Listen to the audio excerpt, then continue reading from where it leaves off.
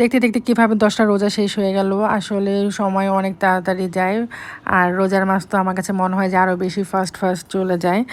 তো 10 রোজা শেষ, আর এই 10 দিনের মধ্যে আম্মুকে তেমন হেল্প করা হয় না, বিকজ এই টাইমটার মধ্যে আমি আসলে ঘুমায় থাকি অথবা মোবাইল টিপি। তো সব কিছু মিলিয়ে আর কি আম্মুকে তেমন করে হেল্প করা হয় না। তো আজকে আসলাম যে আমি একটু আম্মুকে হেল্প করি ইফতার বানাতে। তো আমি ফলগুলা কাটলাম ফার্স্টে, আর ফল কাটতে বরাবরের মতো আমার অনেক বেশি ভালো লাগে। তারপর ভাজা পরের যে আইটেমগুলো ছিল সেইগুলা আমি ভাজা স্টার্ট করলাম। ফার্স্টে হচ্ছে আমি পেঁয়াজু, সরি ইটস নট পেঁয়াজু, বেগুনি আর কি ভাজতেছিলাম।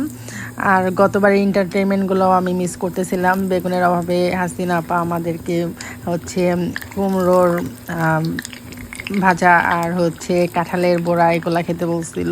তো এইসব এন্টারটেনমেন্টগুলো এইবার আর নেই। এই তো বেগুনিগুলা ভাজলাম, দেন হচ্ছে আলু চপ ভাজবো। আর গরম গরম বেগুনি খেতে কিন্তু অনেক ভালো লাগে, যেহেতু রোজার মাস তো আর গরম গরম খাওয়া হয় না। আর যেহেতু আমাদের বাসায় হচ্ছে অনেক ফাস্ট ফাস্ট এগুলো করা হয় ইফতার আয়োজনটা, কারণ বাবার দোকানে আর কি ইফতার যেহেতু পাঠানো হয়, তো সব কিছু একটু আগেই ভাজতে হয়।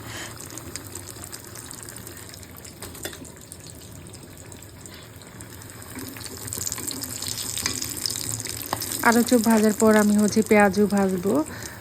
এই তো ছিল ভাজাভাজির আইটেম। এইটুকু কাজ করে আমাকে একটু হেল্প করলাম। আসলে আমাদের সবাই উচিত অ্যাটলিস্ট রোজার মাসে মাকে হেল্প করা।